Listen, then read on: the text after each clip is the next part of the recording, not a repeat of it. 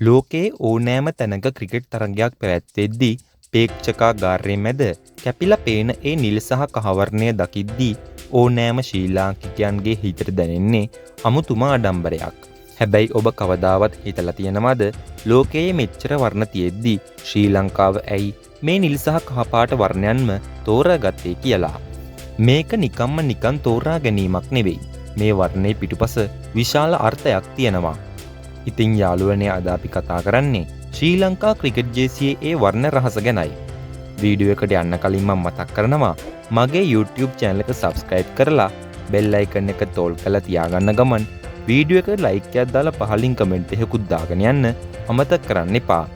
එහෙනම් යාළුවනේ අපි යමු වීඩියෝ එකට.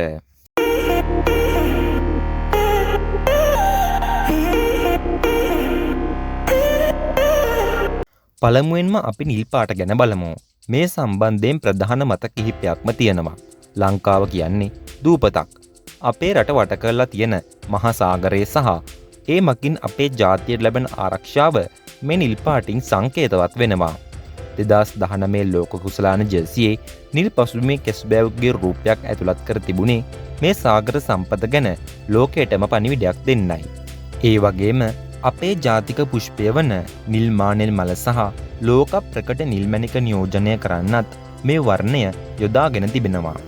තවත් එක් හේතුවක් ලෙස ශ්‍රී ලංකා කණ්ඩායමේ ජයග්‍රාහී ඉතිහාසයේ දෙස බලන විට 1992 ලෝක කුසලාන ජර්සිය හඳුන්වනු ලැබුවේ සෑපය බ්ලූ කියලයි.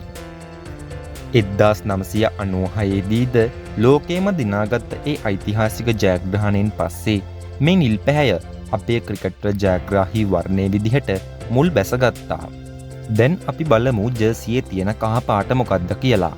ලංකාව කියන්නේ සමකාසන්න රටක්.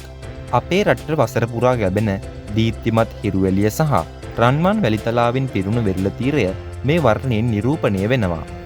එමෙන්ම මේ සඳහා බලපාන වැදගත්ම කාරණය වන්නේ අපේ ජාතික කොඩියේ ඇති කොළ තැඹිලි සහ මෙරුම් පාටින් විවිධ ජාතීන් නිරූපණය වීමත් නිසා එම වර්ණය යොදා නොගෙන ඒ සියලු ජාතීන්ගේ එකමුතුකමේ සහ සහජීවනයේ වර්ණය ලෙස කහපාට වර්ණය යොදා ගැනීමයි. කහපාට වර්ණය මගින් මුළු ශ්‍රී ලාංකික ජාතියම එකම කොඩියක් යටතේ ඉන්නවා කියන සමගියේ පණිවිඩය ලෝකයටම පසක් කර දෙනවා. ඔබට හිතෙන්න පුළුවන් දැන් මේ වර්ණය වෙනස් කරන්න පුළුවන්ද කියලා. ඇත්තටම පුළුවන්. ICC නීති රීතිවලට අනුව ජර්සි නිර්මාණය වුණත් වර්ණ වෙනස් කිරීමේ තහනමක් නැහැ.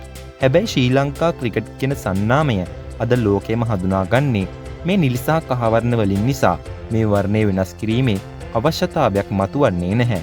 විශේෂයෙන්ම 2019 වසරේ ඉඳලා ජර්සි නිර්මාණයේදී කහ පැහැයට වැඩි නැඹුරුවක් ලබා දෙන්නේ කණ්ඩායමට වාසනාව ගෙන කියන විශ්වාසය උඩයි. ඉතින් යාළුවනේ මේ විදිහට ලාංකික අනන්‍යතාවයේ ලෝකයටම අරන් යන අපේ නිල් කහ ජර්සිය ඉදිරියේදී 2026 ලෝක කුසලානේදී අපේ සිංහන්ට මොන වගේ වාසනාවක් ගෙන එයිද? එයාගේ අදහසත් පහලින් කමෙන්ට් කරන්න.